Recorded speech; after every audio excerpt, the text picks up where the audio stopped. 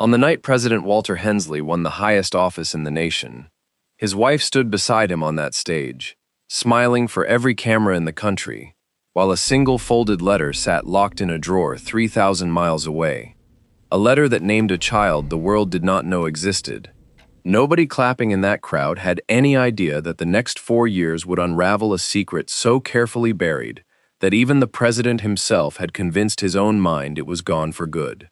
This is the story of a family built on image, a marriage built on silence, and a truth that refused, no matter how much money or power stood in its way, to stay in the ground forever. Before we dive deeper, let us know in the comments where you're watching from. We'd love to hear from you. And don't forget to hit that subscribe button so you never miss any of our upcoming videos. 22 years earlier, Walter Hensley was not yet a senator, not yet a name printed on campaign buses, just a young lawyer from Ohio with sharp ambition and a habit of making promises he had no intention of keeping. In a small apartment above a laundromat in Cleveland, a nursing student named Renee Calloway gave birth to a boy she named Christopher. Walter visited exactly twice before his political career demanded, in his own words, that he focus on his future. He signed papers, sent quiet payments through a lawyer, and asked that his name never appear on anything official. Renee agreed, not because she wanted to, but because she had no army of lawyers behind her, and a baby who needed formula more than he needed a fight. She raised Christopher alone, in a 2-bedroom rental, working double shifts while the man who fathered her son climbed one rung of power after another, further and further out of reach. Those early years were harder than Renee ever let on to anyone, including her own family. She worked overnight shifts at a hospital in Cleveland, coming home just in time to get Christopher dressed for school, surviving on a few hours of sleep stitched together between diaper changes and double bills. Her mother offered to help raise him so Renee could finish her degree faster. But Renee refused every time, insisting that Christopher would never grow up wondering where his mother was. She kept a single photograph of Walter in a shoebox at the top of her closet, not out of longing, but as proof, in case the day ever came when proof was needed. She could not have known that decades later, that same shoebox would become the single most important piece of evidence in a scandal that would shake an entire presidency to its foundation. By the time Walter Hensley stood in the Oval Office, Christopher Calloway was 22 years old, working as a delivery driver in Columbus, unaware that the face on the news broadcasts he half-watched between shifts belonged to his own father. Renee had told him almost nothing growing up, only that his father was a man who chose not to be part of their lives. She never mentioned Washington. She never mentioned power. She had built an entire wall of silence to protect her son from a truth that could only bring him pain, and for 2 decades that wall held. But walls like that rarely fall quietly, and in the Hensley White House, a woman named Diane, the First Lady, was about to discover a version of the truth no one had prepared her for. Christopher grew into a quiet, hard-working young man who rarely spoke about his father, mostly because there was nothing to say. He had learned early that some questions only brought his mother pain, so he stopped asking them somewhere around the age of 10. Choosing instead to focus on baseball, then on cars, then eventually on the delivery job that paid just enough to help his mother with rent. He dated a woman named Michelle, a school teacher he had met at a mutual friend's barbecue, and the two had been quietly building a life together, saving for an apartment of their own, unaware that the life Christopher thought he understood was about to be rewritten entirely by people he had never met and a father he had never truly known. Michelle had grown up in a stable, ordinary household in a Columbus suburb, the kind of upbringing Christopher used to tease her about, and she had always sensed there was a quiet sadness underneath his easy laugh, something he never fully explained. She never pushed him to talk about his father, sensing early on that it was a door he needed to open on his own terms, and instead she simply stayed, showing up for him in the small, steady ways that mattered more than grand gestures ever could.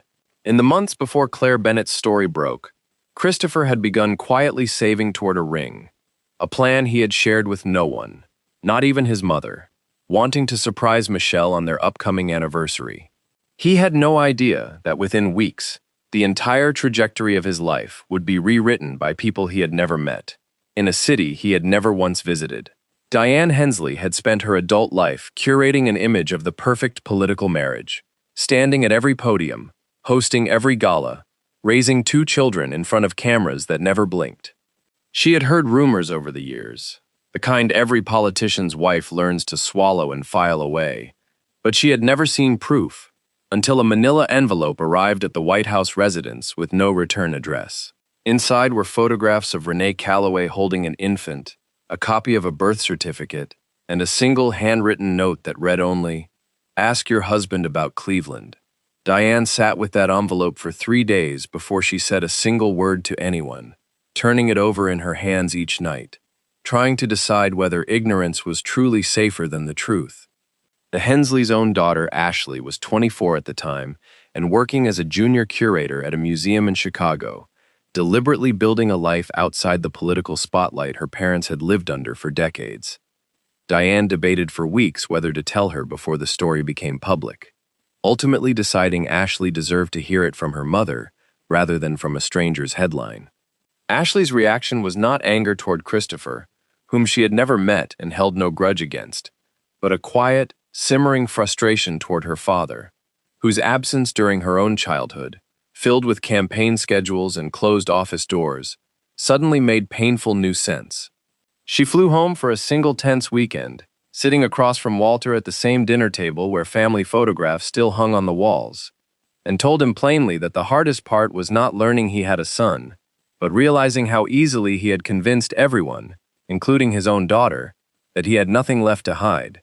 Ashley did not speak to the press during those early weeks, but she quietly began pulling away from the campaign-adjacent social circle she had grown up inside, distancing herself from family friends who continued defending her father in public without ever acknowledging what he had actually done. She took an extended leave from the museum, telling her supervisor only that she needed time to think, and spent much of it walking the same Chicago neighborhoods she had lived in for years, trying to reconcile the father who had taught her to ride a bike with the man now dominating every news cycle in the country.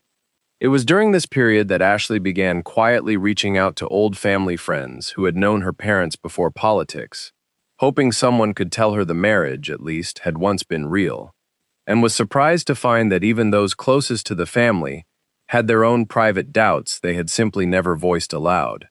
The person who sent that envelope remained unknown to Diane for weeks, and the mystery of its origin gnawed at her almost as much as its contents.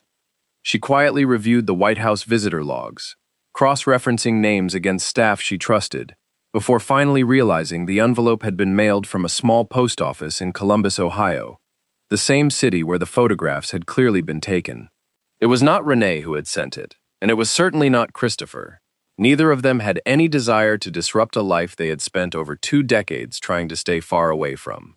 The envelope, Diane would later learn, had come from someone much closer to her own household, someone who understood the family's secrets in far greater detail than any outsider ever could. When Diane finally confronted Walter, he did not deny it outright, which somehow made the betrayal worse than a lie would have. He explained it away as a mistake from another lifetime, a chapter closed long before their marriage began, insisting it changed nothing about who they were as a family. Diane wanted to believe him, wanted the fairy tale she had spent 20 years building to remain intact, but something had shifted inside her that could not be undone with a well-rehearsed apology. She began asking questions quietly, through people she trusted outside the political machine, and what she uncovered was far more troubling than a single indiscretion. There had been payments, ongoing for over 2 decades, funneled through shell accounts with the help of Walter's closest advisor, a man named Gordon Reyes, whose loyalty to the president ran deeper than anyone in the administration understood. Gordon Reyes had been with Walter since his first campaign for city council, the kind of aide who knew where everybody was buried, because he had personally helped bury most of them. It was Gordon who had negotiated Renee's silence all those years ago, Gordon who had structured the payments to avoid detection, and Gordon who now realized that the envelope sent to Diane threatened to expose not just an affair, but a financial trail that could implicate him in far more serious crimes than infidelity. Gordon had 2 decades of secrets tied directly to his own survival, and he was not about to let one confused, heartbroken First Lady unravel everything he had built, simply because her feelings were hurt. He began making calls of his own, calls that had nothing to do with protecting Walter, and everything to do with protecting himself. Gordon's history with the Hensley family ran deeper than even Diane suspected. Years earlier, before Walter had any national ambitions, Gordon had personally set up the shell accounts using a small firm in Delaware, a firm technically owned by his brother-in-law, but functionally controlled by Gordon alone.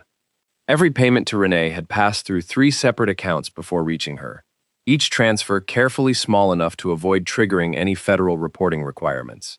Gordon had convinced himself over the years that he was protecting Walter's career, and by extension the party, and by extension the country, but the truth was simpler and far less noble.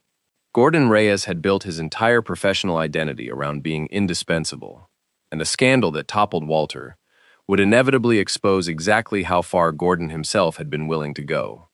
At home, Gordon's wife of 18 years, Karen, had long grown accustomed to a husband who worked past midnight and answered calls from unknown numbers at all hours, but even she had no idea the true scope of what he had been hiding. When federal investigators first visited their home to serve a subpoena for financial records, Karen stood in the doorway in stunned silence, realizing in that single moment that the life she believed she understood had been built on a foundation her husband had never once let her see. Their marriage did not survive what followed, and Karen would later tell close friends that the hardest part was not the scandal itself, but the years of quiet lies that had made her complicit, without ever giving her the choice to be otherwise. Their 2 teenage sons, Ethan and Marcus, bore the fallout in their own way. Pulled out of their private school mid-semester, after reporters began approaching classmates for comments. Forced to finish the year through remote study while their father's name dominated every news segment. Karen eventually relocated with the boys to her sister's home in Virginia, telling them only what was necessary to understand why their lives had changed so abruptly, and shielding them as best she could from the harsher details that continued surfacing in the press for months afterward. Gordon, isolated from the family he had spent 2 decades building alongside a career he was now watching collapse, later admitted in a single unguarded moment during a deposition that he honestly could not say, if given the choice again, whether he would have made a single decision differently, an admission that troubled even his own defense attorney. Reporters who covered the deposition later noted that Gordon's tone throughout most of that session carried none of the calculated confidence he had once been known for inside Washington circles, replaced instead by the flat, exhausted cadence of a man who had spent so many years managing other people's images that he seemed to have lost any clear sense of his own. One former colleague, asked to comment publicly, offered only that Gordon Reyes had always been the kind of man who mistook usefulness for loyalty and loyalty for identity, a description that circulated widely in the weeks following the deposition and, according to several who knew him, was not one Gordon himself found any grounds to dispute. Meanwhile, a young investigative journalist named Claire Bennett had been quietly digging into the Hensley family finances for nearly a year, following a tip from a disgruntled former staffer about irregular fund transfers dating back to Walter's early career. Claire had no idea her research would lead her to a hidden son in Columbus, Ohio, but pattern after pattern kept pointing her toward Cleveland, toward a name that appeared and disappeared from old public records with suspicious precision. She tracked down Renee Calloway, who, exhausted after 2 decades of protecting a secret that had cost her more than she ever admitted, finally agreed to speak, not for money, not for revenge, but because she was tired of shouldering the weight of someone else's choices alone. Her interview with Claire would become the spark that set the entire administration on fire. Claire's editor, a cautious veteran named Harold Whitmore, nearly killed the story twice before publication, worried about the legal exposure of accusing a sitting president of financial misconduct without airtight proof. Claire spent weeks tracking down bank records through public filings, cross-referencing property purchases in Delaware, with dates that lined up precisely with Christopher's childhood milestones. A new car the same year Christopher turned 16, a down payment on Renee's small house the same year Christopher graduated high school. It was meticulous, unglamorous work, the kind that never makes it into the dramatic version of a scandal. But it was exactly that kind of quiet persistence that eventually convinced Harold the story could survive whatever legal challenge the White House threw at it. Claire was not the only journalist circling the story. A reporter from a rival network named Derek Voss had picked up fragments of the same rumor months earlier, through a source inside the Republican National Committee, and he was racing to publish first, driven less by careful verification than by the pressure of a network desperate for a ratings win. Derek's version of the story, rushed and thinly sourced, named Renee publicly before Claire ever intended to, forcing her and Harold into an agonizing decision about whether to rush their own more thorough reporting into print before Derek's inaccuracies caused irreversible damage to people who had never asked for any of this attention. In the end, Claire published 2 days ahead of her original schedule, a decision that likely spared Renee and Christopher from weeks of speculation built on half-truths, but one that also meant several details Claire would have preferred to verify further reached the public slightly rougher than she wanted. Derek Voss's rushed reporting caught up with him only weeks later, when 2 of his unverified claims, including an inaccurate assertion that Renee had attempted to extort the Hensley family for a much larger settlement years earlier, were formally retracted by his own network following a lawyer's letter from Renee's newly hired attorney. Derek was quietly reassigned away from political coverage, and the episode became something of a cautionary tale taught in journalism programs the following year, a reminder that the race to publish first rarely serves anyone as well as the discipline to publish correctly. Claire, by contrast, saw her reputation grow substantially in the aftermath, her name becoming synonymous with the kind of patient, evidence-driven reporting that had once seemed increasingly rare in a news cycle built for speed rather than accuracy. Public opinion research, conducted roughly 6 months after the scandal first broke, revealed something pollsters described as unusual, a public far less interested in punishing Walter Hensley personally than in understanding how a system built around so much unchecked trust in a single office had allowed the concealment to continue undetected for over 2 decades. Editorial boards across the political spectrum, rarely aligned on much of anything during that period, published a wave of pieces in the months that followed, calling for stronger financial disclosure requirements for future administrations, several explicitly citing the Hensley shell account structure as the case study that had finally made the argument impossible to ignore. Whether any of those proposed reforms would ultimately take hold remained, at the time, an open question. But the conversation itself marked a shift few could have predicted when the story first began as a single unmarked envelope delivered to a first lady who had no idea what it contained. The identity of the person who had mailed the original envelope to Diane finally came to light during Claire's investigation, and it was not who anyone expected. It had been sent by a former White House staffer named Patricia Odom, a woman who had worked closely with Gordon Reyes for nearly a decade before being quietly forced into early retirement after raising concerns about irregular expense reports. Patricia had stumbled upon the shell account structure years earlier while reconciling travel budgets, and though she had been paid a generous severance to stay silent, watching Walter's approval ratings soar while she struggled to find new work, had finally pushed her past her limit. She sent the envelope not out of malice toward Christopher or Renee, but because she believed Diane, of everyone involved, deserved to know the truth before the country did. Patricia did not stop at the envelope.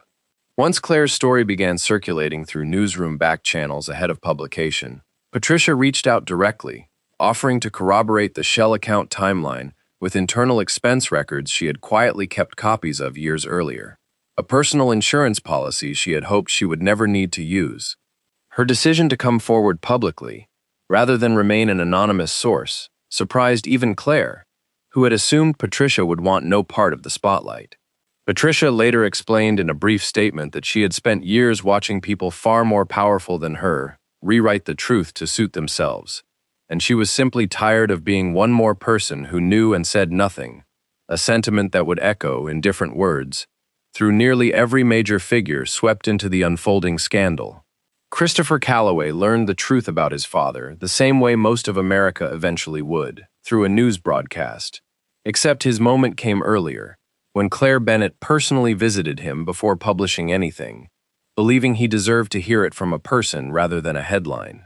Christopher sat in stunned silence as Claire laid out the evidence, the payments, the letters, the years of careful erasure that had kept him invisible to a man who now controlled the most powerful office on earth.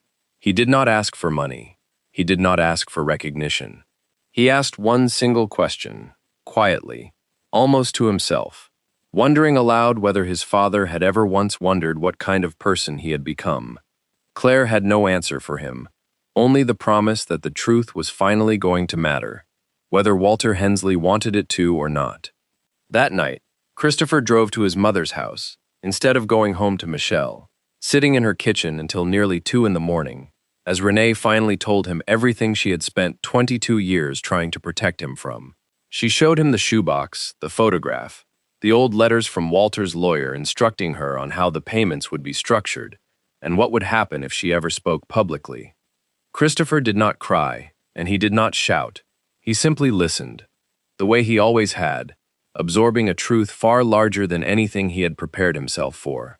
When Renee finally finished, she took her son's hand and told him the one thing she had always believed, that who raised you matters infinitely more than who created you, and that nothing in that shoebox changed a single thing about the man she had watched him become.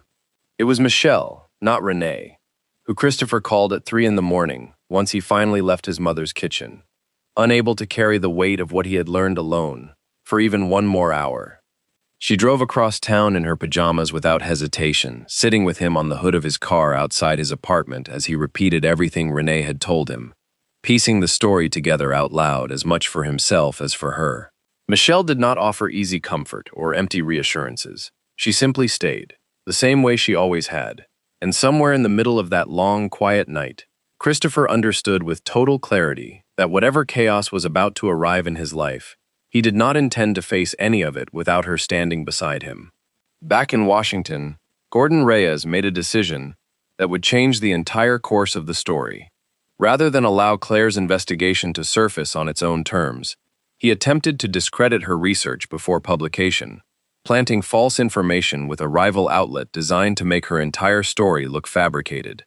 It was a calculated risk meant to protect the administration, but it backfired in a way Gordon never anticipated, because it drew the attention of federal investigators already circling the shell accounts tied to Walter's early campaign finances.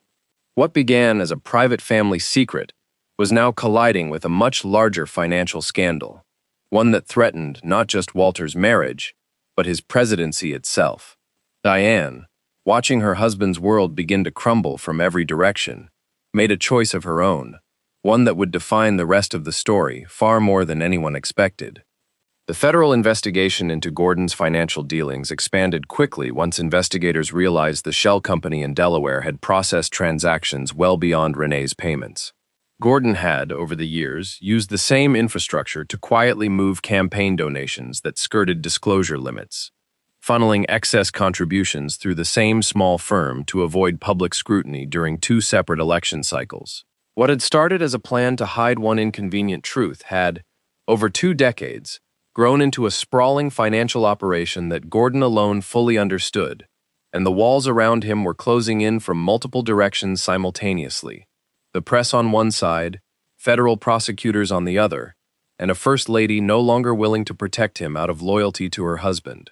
Among those watching the unraveling scandal most closely was Senator Robert Whitfield, a longtime political rival of Walter's, who had lost to him in a bruising primary battle nearly a decade earlier, and had never fully set aside the resentment that came with it. Whitfield moved carefully, aware that appearing to exploit a family tragedy for political gain could easily backfire on him just as badly as the scandal was backfiring on Walter. He assembled a small bipartisan group of senators willing to publicly call for an independent inquiry into the campaign finance irregularities, framing the effort around accountability rather than personal rivalry, a distinction the press was quick to question given his history with Walter. Behind closed doors, however, Whitfield's team was already drafting the groundwork for formal oversight hearings, sensing correctly that the financial trail Gordon Reyes had built extended into corners of the administration far beyond a single hidden family. The oversight hearings that followed weeks later became some of the most closely watched television broadcasts of the year, with Whitfield leading a line of questioning designed to separate the personal scandal from the financial one, pressing witnesses to explain not why the affair had happened, but why taxpayer-adjacent campaign infrastructure had been used to conceal it. Walter's legal team pushed back hard, arguing that Whitfield's committee had overstepped its jurisdiction and was conducting what amounted to a political prosecution rather than a legitimate inquiry. The public, largely uninterested in the procedural arguments, watched instead for moments of raw honesty, and found one when a visibly exhausted Gordon Reyes, testifying under subpoena, admitted for the first time on the record that Walter had been aware of the shell account structure from its earliest days, directly contradicting months of carefully worded denials from the White House press office. A second day of hearings proved even more consequential, when Whitfield's team introduced internal campaign memos obtained through Patricia's cooperation, showing Gordon had briefed Walter directly on the Delaware account structure during a private meeting years earlier, complete with a handwritten note in Walter's own handwriting approving the arrangement. Walter's attorney objected repeatedly, arguing the memo lacked proper authentication, but the damage to public perception was already done, broadcast live to millions of viewers who no longer needed a legal ruling to draw their own conclusions. Whitfield, careful throughout not to gloat, ended his questioning that day with a single quiet observation, that the country did not need to prove every legal technicality to understand that trust, once broken this thoroughly, rarely finds its way fully back. A third and final round of hearings focused almost entirely on the campaign finance irregularities Gordon had built over 2 election cycles, with forensic accountants walking the committee through a maze of transfers that had, over time, moved several $1 million through accounts designed specifically to avoid public disclosure limits. Walter's attorneys attempted to argue that campaign finance violations, however serious, fell outside the scope of an inquiry originally framed around personal conduct, a procedural objection Whitfield's committee overruled after a tense closed-door session that leaked to reporters within hours. Watching from home, Christopher found himself, almost against his own instincts, glued to the hearings each afternoon, not out of any lingering need for justice, he later said, but simply out of a strange curiosity to finally understand, in granular detail, the machinery that had kept him invisible for over 2 decades. Diane Hensley requested a private meeting with Claire Bennett, a meeting no one on Walter's staff knew was happening. Sitting across from the journalist who had spent a year uncovering her husband's deepest secret, Diane made a decision that surprised even herself. She confirmed every detail Claire had gathered, adding context no outsider could have known. Details about the payments, about Gordon's role, about years of quiet manipulation, designed to keep the truth buried no matter the cost to anyone standing in the way. Diane was no longer protecting the image of a perfect marriage. She was protecting her own name from being remembered as a woman who knew and said nothing. When Claire's story finally published, it did not simply expose an affair from decades ago. It exposed a systemic pattern of concealment that reached into the highest levels of government. The fallout arrived swiftly and without mercy. Federal investigators expanded their inquiry into the shell accounts. Gordon Reyes was placed on administrative leave pending an internal review, and reporters camped outside the Hensley residence in Columbus, hoping for a single word from Christopher Calloway, who wanted nothing more than to be left alone with a truth he was still struggling to accept. Walter Hensley stood before the nation in a press conference that was supposed to be an apology, but read instead like a man still trying to control a narrative that had already slipped entirely out of his hands. He spoke of mistakes and growth and moving forward, using every practiced phrase a career politician keeps ready for moments like this. But the country was no longer listening to his words. They were watching his eyes, and what they saw was a man calculating his next move rather than reckoning with the people he had hurt. Inside the White House, the days that followed the press conference were tense in a way staff members later described as unlike anything they had experienced during the entire administration. Walter's chief of staff, a normally unflappable woman named Denise Kaplan, held 2, sometimes 3 emergency meetings a day, trying to hold together a communication strategy that seemed to shift with every fresh leak. Junior aides, many of them young staffers who had joined the administration believing in the version of Walter they saw on television, began quietly updating their resumes, uncertain whether staying loyal to a collapsing presidency was worth the risk to their own careers. The press secretary, a young man named Elliot Marsh, found himself fielding questions each afternoon that he privately admitted, to only a few trusted colleagues, he no longer believed the honest answers to. A quiet erosion of conviction that mirrored what was happening across the entire administration. Walter's approval numbers collapsed within a week, dropping faster than any modern presidents had in recent memory, and members of his own party began quietly distancing themselves, some issuing carefully worded statements calling for accountability without directly naming him. Walter, increasingly isolated even within his own administration, leaned harder on the few advisors who remained loyal, unaware that even some of them had begun speaking to federal investigators to protect themselves from what was coming. Denise Kaplan resigned quietly 6 weeks after the hearings began, telling colleagues only that she had joined public service to help build something, not to spend her days managing the slow collapse of it, a sentiment several other senior staffers echoed in their own resignation letters over the following months. The White House press briefing room itself became a strange, subdued place during those months, reporters who had once traded lighthearted banter with Elliot Marsh, now pressing him with a kind of weary persistence that reflected the mood of the entire country. Elliot resigned not long after Denise, taking a position at a small public relations firm in Richmond, and later told a journalism podcast that the hardest part of those final weeks was not the difficult questions, but the quiet realization that he no longer believed the answers he had been given to deliver. Several career civil servants who had served multiple administrations before Walters later remarked that they had never seen morale collapse so completely, not because of any single scandal, but because of the slow, grinding accumulation of small dishonesties that eventually made even routine briefings feel like an exercise in performance rather than communication. In the weeks that followed, something unexpected happened. Christopher Calloway agreed to a single televised interview, not to attack his father, not to seek sympathy, but to speak plainly about what it meant to grow up invisible to a man capable of running an entire country. His words carried none of the polish of a political statement, and none of the anger the public expected. Only a quiet, steady honesty that resonated far more deeply than any apology Walter had offered. He spoke about his mother's sacrifices, about growing up without answers, and about the strange, hollow feeling of watching a stranger, who happened to be his father, speak to the entire nation while never once speaking directly to him. Renee Calloway, watching her son speak with the same quiet dignity she had raised him with, finally allowed herself to feel something she had denied herself for over 2 decades, relief that the silence was finally over. The interview reached millions within days, and the public reaction surprised almost everyone involved. Rather than treating Christopher as a scandal footnote, viewers responded to him with an outpouring of support that outpaced almost anything the news cycle had produced in years.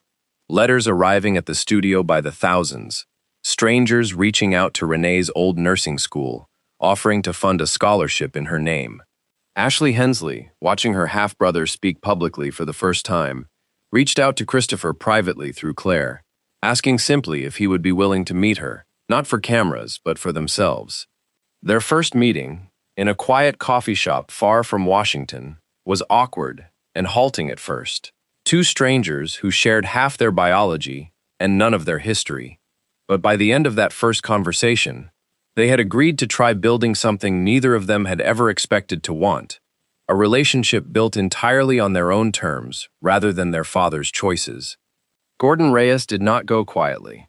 Facing mounting evidence and the very real possibility of federal prosecution, he attempted one final maneuver, offering investigators a limited cooperation agreement in exchange for reduced charges, an agreement that required him to hand over years of internal financial records, directly implicating Walter in decisions Gordon had always insisted were his own. The betrayal, when it became public, stunned even veteran political observers. A man who had spent over 2 decades protecting Walter Hensley, finally turning the full weight of his knowledge against him the moment his own freedom was on the line. Walter, testifying before Whitfield's Oversight Committee months later, appeared visibly diminished, a far cry from the confident figure who had once stood on an inauguration stage promising the nation a new era of transparency. Gordon's formal sentencing hearing drew a modest crowd of reporters and a handful of former colleagues, none of whom spoke on his behalf when the judge asked if anyone present wished to address the court.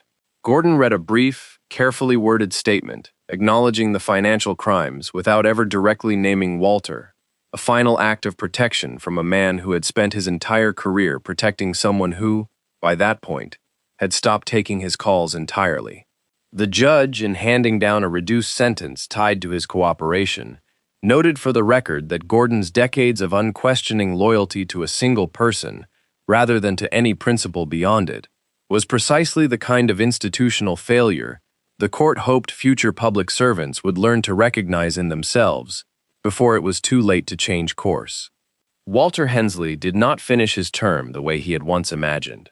The financial investigation tied to Gordon Reyes eventually led to criminal charges against Gordon himself, who pleaded guilty to several counts of financial fraud in exchange for a reduced sentence, while Walter avoided formal prosecution, but saw his legacy permanently reshaped by a scandal built not on a single affair, but on decades of calculated silence.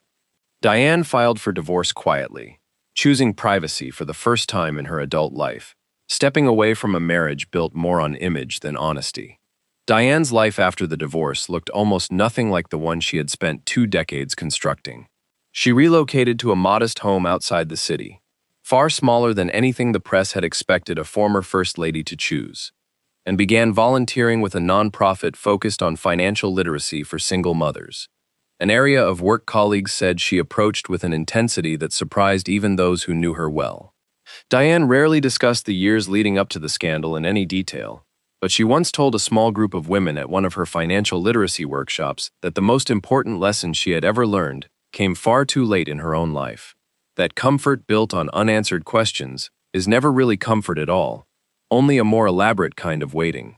She kept in touch with Ashley regularly, proud of the direction her daughter's life had taken, and the two grew closer in the years following the divorce than they had been during much of Ashley's adolescence, a relationship both women later described as one of the only unexpected gifts to emerge from an otherwise painful chapter. She rarely gave interviews, and when she did, she never spoke ill of Walter directly, choosing instead to talk about the importance of honesty in every relationship, public or private, a message many recognized as shaped entirely by her own experience. In a quiet, unplanned moment nearly a year after the scandal broke, Diane and Renee crossed paths at a community fundraising event neither had realized the other would attend, and though their conversation lasted only a few minutes, those nearby described it as surprisingly warm. Two women who had both been shaped, in very different ways, by the same man's choices. Christopher Calloway offered opportunities he never asked for, chose instead to finish nursing school, following in the footsteps of the mother who had raised him alone without a single complaint. He never accepted his father's name, and he never needed to, because the story that mattered most was never really about the presidency at all. He and Michelle married quietly the following spring, in a small ceremony attended by close friends and family, with Renee walking her son down the aisle alongside him at his request, a gesture that brought most of the small gathering to tears. Ashley attended quietly, seated near the back, sending flowers the following week, with a short note thanking Christopher for letting her be part of a day that belonged entirely to him. Their wedding made no headlines and appeared in no major outlet, exactly the way Christopher wanted it, a private celebration for a life he had built entirely on his own terms, far removed from the noise that had once threatened to define him. 2 years after the scandal broke, Christopher graduated at the top of his nursing class, with Renee sitting in the front row exactly as she had at every milestone before it, and Michelle beside her, holding a small bouquet of flowers for the moment he crossed the stage. Walter was not there, having never been invited, and by most accounts, he did not ask to attend. Some things, once broken by decades of silence, cannot be repaired simply because the truth finally arrives. In the small Columbus neighborhood where Renee had raised Christopher, longtime neighbors who had watched him grow up without ever knowing his connection to the White House began treating the family with a kind of quiet, protective pride once the truth became public, several bringing casseroles to Renee's door the same way they might for any family going through a difficult season, refusing every reporter who came knocking with questions about her private life. A local diner where Renee had worked double shifts decades earlier hung a small, unassuming photograph of her behind the counter, with a handwritten note beneath it that simply read, "In gratitude to a woman who never once asked this neighborhood for anything, but never stopped giving to it either." A gesture that Renee found more moving than any of the national attention that had followed the scandal itself. Christopher built a quiet, steady life, working in a Columbus hospital not far from where his mother had once worked the same overnight shifts to keep them both afloat. And those who knew him say he rarely, if ever, brought up his father's name, not out of bitterness, but because it had simply stopped mattering to the life he had chosen to build. Ashley visited Columbus for the first time that same year, spending a long weekend with Christopher and Michelle in the small apartment they had recently moved into. And though the visit began with the same careful politeness that had marked their earlier meetings, by the end of it, the two siblings had settled into an easy, unforced rhythm neither had expected from a relationship born out of such painful circumstances. They spoke on the phone regularly in the years that followed, rarely about their father, more often about the ordinary texture of their separate lives. And when Ashley eventually left her museum position to start a small nonprofit, focused on supporting children of incarcerated or absent parents, she credited the conversations with her brother as the quiet spark that had shaped the entire direction of that work. 5 years after the scandal first broke, the world had largely moved on to newer headlines, but the people at the center of the story continued quietly rebuilding lives the public had briefly turned into a spectacle. Walter Hensley left public life almost entirely after his term ended, retreating to a private residence away from Washington, granting no interviews and appearing publicly only a handful of times, always alone, always visibly older than his years suggested he should be. Those who occasionally encountered him during those years, a former aide running into him at a hardware store, a neighbor exchanging a brief greeting over a shared fence, described a man who seemed to carry his isolation deliberately, as though he had come to accept it as something closer to consequence than misfortune. He wrote no memoir of his own, gave no lengthy interviews attempting to reshape the public record, and on the rare occasions reporters managed to reach him for comment, his responses were brief, almost entirely devoid of the practiced political language that had once defined every public appearance of his career. One former speechwriter, reflecting years later, offered the observation that Walter Hensley had spent his entire life mastering the art of being understood exactly as he wished to be seen, and that losing that ability, more than any legal consequence he faced, may have been the truest cost of everything that followed. Gordon Reyes, having served a reduced sentence, resurfaced briefly with a memoir few bothered to read, a book that critics noted was long on justification and short on genuine accountability. Patricia Odom, by contrast, found unexpected purpose in the years that followed, eventually joining a small watchdog organization focused on government transparency, telling one reporter that she had spent a decade being paid to stay quiet, and she intended to spend the rest of her career making sure fewer people ever had to make that same choice. Christopher and Michelle welcomed their first child that same year, a daughter they named after Renee, and on the day she was born, Renee held her granddaughter in the same hospital where she had once worked overnight shifts to keep her own son fed and clothed, the full circle of it not lost on anyone in the room. Christopher never told his daughter about the scandal that had briefly made his life a national headline until she was old enough to understand it fully.